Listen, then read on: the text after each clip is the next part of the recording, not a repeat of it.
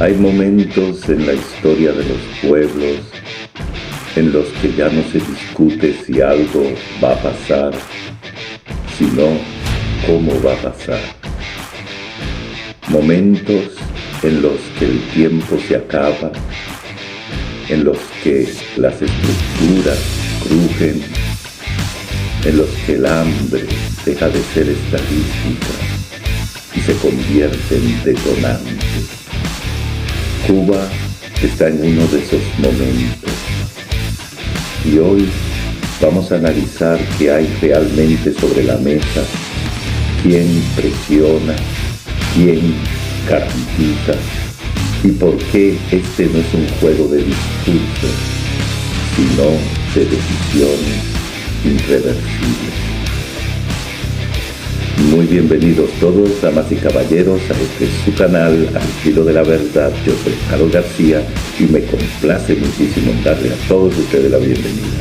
Recordándole, apóyennos, dándole los likes para poder seguir llegando a los demás, suscribiéndose a esta plataforma. Es totalmente gratis para ustedes. Dejen los comentarios, compartan este mensaje. Muchísimas gracias. Damas y caballeros, quisiera dar primeramente gracias al Todopoderoso por este día. Gracias, Señor. Gracias a tu Santo Espíritu. Danos tus bendiciones en el nombre de Jesús. Amén. Damas y caballeros, Cuba no vive una crisis coyuntural. No es una etapa difícil, no es un momento complejo. Cuba vive un agotamiento estructural. Un país donde no hay alimentos suficientes, donde el transporte colapsa, donde la energía se va durante horas, donde las familias sobreviven, no proyectan, no planifican. Un país donde millones de personas no piensan en un futuro, sino en llegar al día siguiente.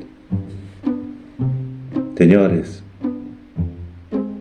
eso no es ideología, eso es biología. Cuando se corta el flujo de más de 30,000 barriles de petróleo en un país que ya estaba al límite, no se genera una molestia, se genera una condición perficia. Señores, y aquí hay que decirlo sin miedo, el colapso social y económico ya está en marcha. Lo único que no ha colapsado todavía es la estructura política, sostenida no por legitimidad, sino por control. Durante décadas se ha repetido una narrativa cómoda. Cuba no se desarrolla por el embargo. Pero, señores, la verdad es incómoda. Estados Unidos, primeramente, no está obligado, no, señores, a comerciar con Cuba. No lo ha estado, ni tampoco lo estará. Es un país independiente. Hace negocio con quien quiere. Sin embargo, Cuba tuvo al mundo entero abierto. Comerció con Europa, comerció con Canadá, con Rusia, con China, con toda América Latina.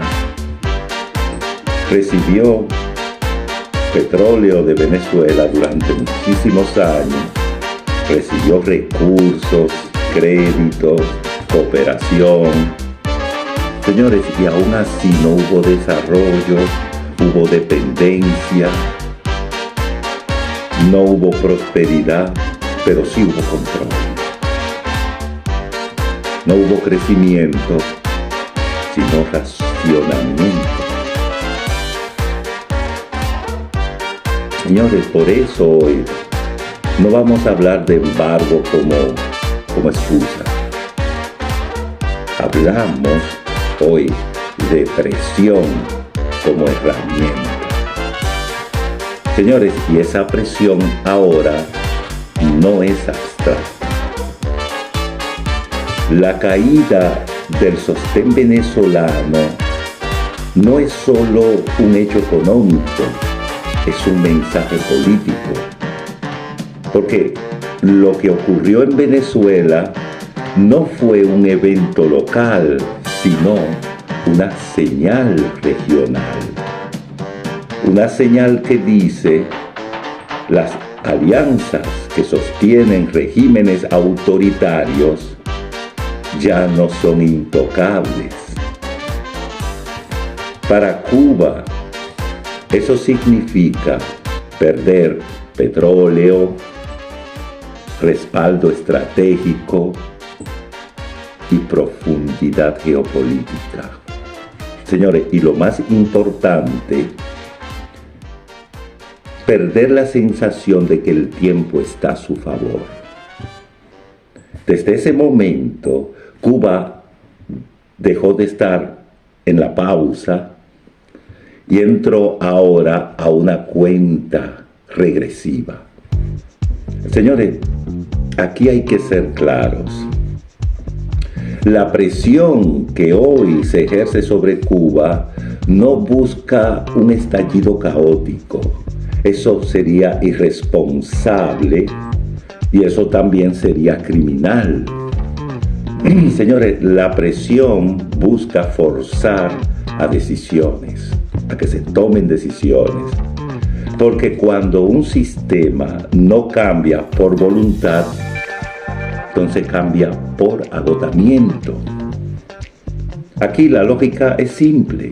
Sin recursos no hay control absoluto, y sin control absoluto hay fisuras, y si empiezan a aparecer fisuras, empiezan a aparecer también decisiones.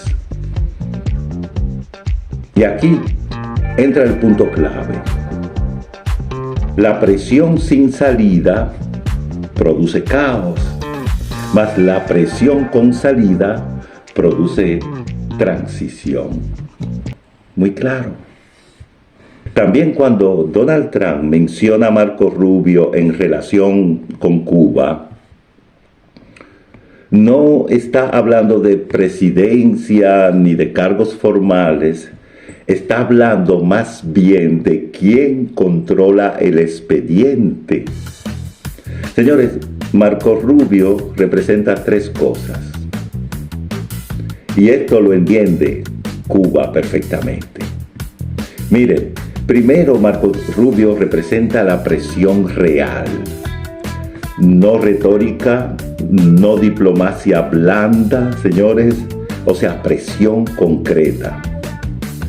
Segundo, él conoce, o sea, tiene el conocimiento, un conocimiento profundo de lo que es el régimen cubano.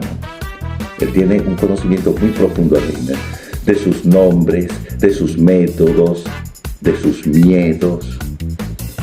Y también tiene y representa garantías, señores. Garantías de que si hay acuerdo no hay vacío. Garantías de que si hay transición, hay oxígeno. Y también garantías de que si algunos se apartan del núcleo duro, no van a caer al abismo. Señores, eso lo cambia todo. Es más maleable. Hoy la estructura de poder en Cuba enfrenta un dilema histórico. Sí, miren, camino 1. Ceder gradualmente, negociar, preservar parte del Estado y permitir una reconfiguración, proceso controlado, diríamos así. Entonces, el camino 2 sería que empiecen a reprimir hasta el límite al pueblo profundizar el hambre y de este modo perder cualquier legitimidad residual que todavía tenga. Y también, naturalmente, quedar expuesto a acciones externas sin garantías. Esto no es ideología, esto es matemática del poder. Y aquí hay algo que el régimen sabe, y es que el pueblo cubano no va a salir a defenderlo, no cuando tiene hambre, señores, no cuando no tiene futuro. Seamos razonables. Señores, el cubano de hoy no está en las calles hoy con consignas, pero tampoco está convencido. Está cansado, está agotado, está observando.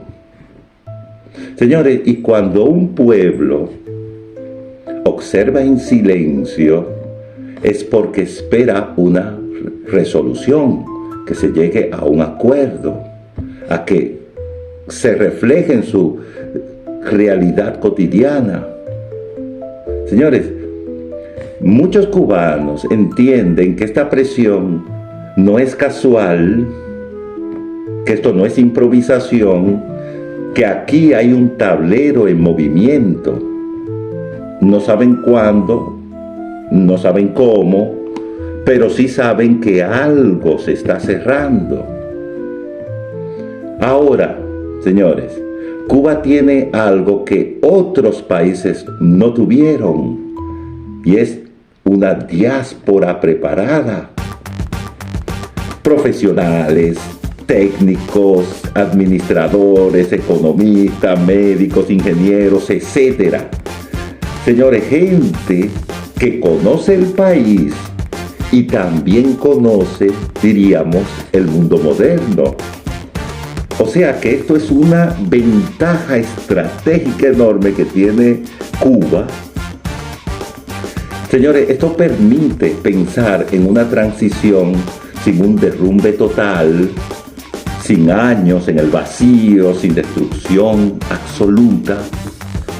Señores, y ese puente otra vez pasa por la misma figura, porque Marco Rubio es como el articulador, no un gobernante. Yo no lo veo así. Marco Rubio lo hace con su deseo más fiero de que Cuba esté libre, y le duele, como le duele, ¿a quién no le duele? Y más a Marco Rubio. Señores, entonces, aquí también hay que tomar en cuenta los sufrimientos del pueblo cubano en este proceso. Por eso aquí entra la pregunta moral y estratégica. Miren, los Estados Unidos no va a permitir primero un genocidio por hambre en Cuba. Eso no lo va a permitir. Y no es porque por ser altruista, sino porque, diríamos, sería inaceptable políticamente. Y Marco Rubio tampoco lo va a permitir. O sea, la presión sí, pero tiene un límite. Y ese límite es la supervivencia del pueblo físico. Señores, antes de cruzar este punto, algo ocurre, o un acuerdo, o quiebre interno, o acción externa. Eso es todo lo que está implícito. Y yo diría que esto es todo lo que se entiende sin decirse tampoco.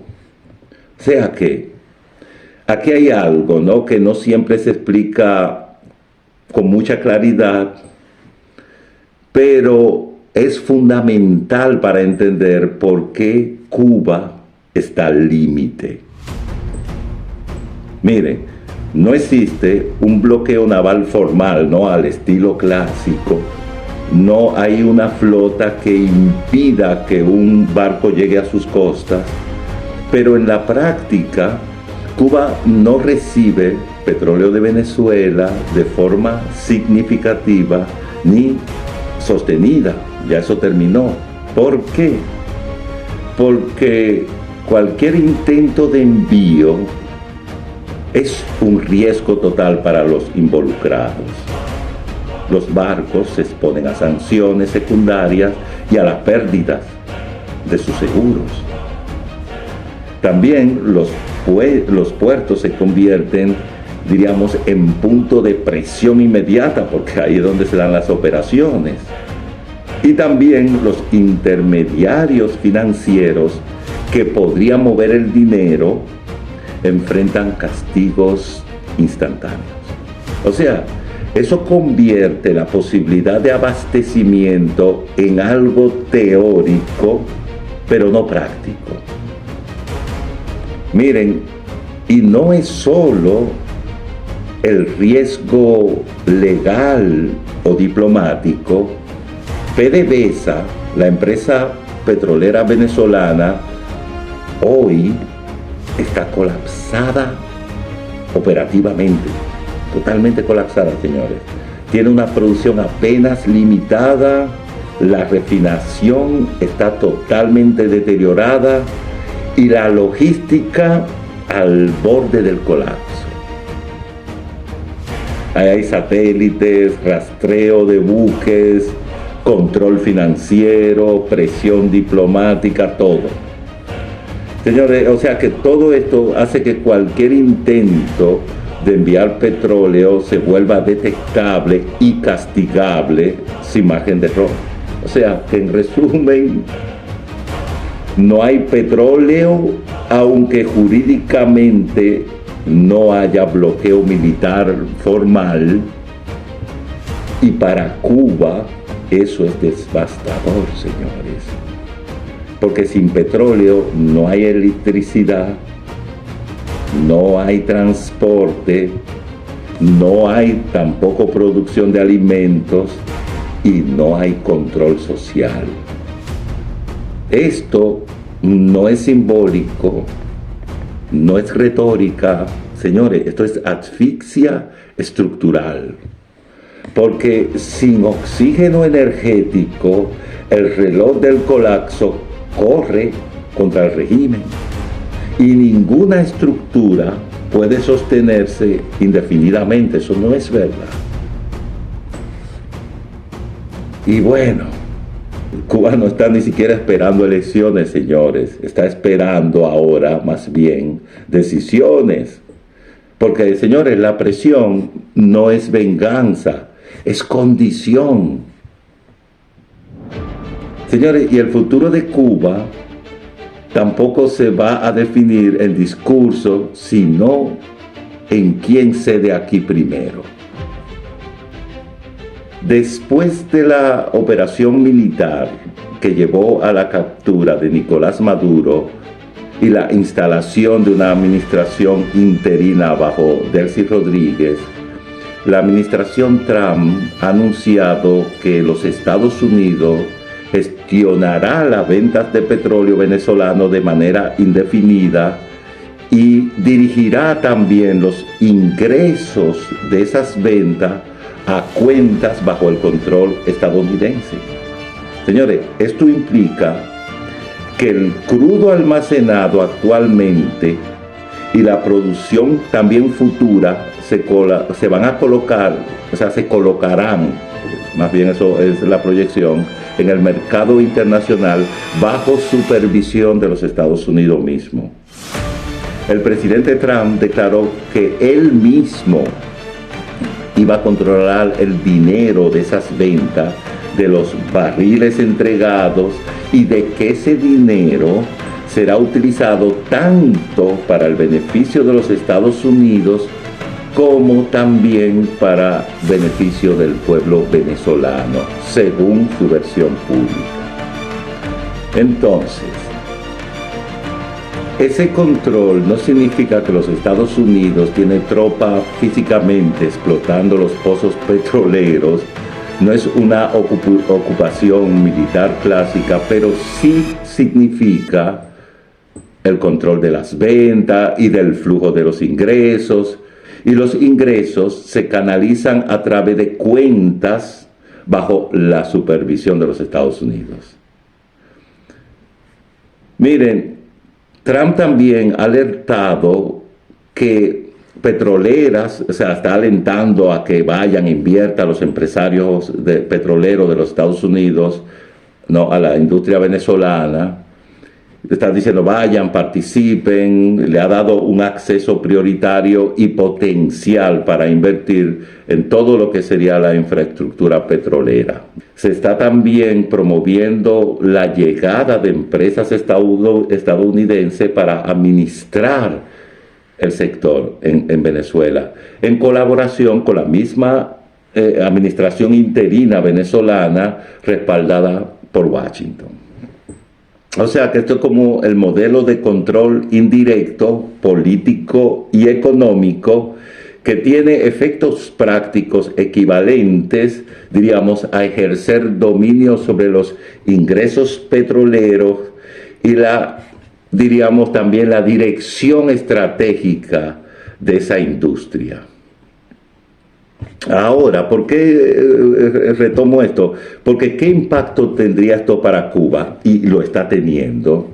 Señores, ¿por qué? Porque los Estados Unidos ya no va a permitir que Venezuela siga dándole libremente petróleo a Cuba. Ya no se lo va a permitir. Porque los recursos petroleros ahora son utilizados también como instrumento de presión por los Estados Unidos y también de negociación. O sea que esto es una estrategia mucho más amplia. Señores, o sea que este control de petróleo se traduce en capacidad de presión sobre Cuba. Porque, señores, sin petróleo venezolano, la economía cubana entra en una fase mucho más crítica. El hecho de que Washington tenga capacidad de decidir a quién le vende el petróleo y quién se lo compra y cómo se usan también esos ingresos, convierte al sector energético venezolano en una palanca geopolítica directa que puede afectar a toda la región, incluyendo a la isla de Cuba. Porque durante años su supervivencia energética dependió de una decisión política venezolana. Hoy esa decisión ya no existe. Sin petróleo se paraliza el transporte, colapsa la generación de energía, se detiene, reitero, la producción de alimentos y etcétera. Señores, un colapso. Recuerden que cuando Trump dice que Marco Rubio podría ser un gran presidente para Cuba, no habla de candidatura, habla de garantía, habla de decisión, habla de quien está detrás del proceso. Rubio representa conocimiento del país, legitimidad moral y acceso, señores, acceso directo al poder estadounidense.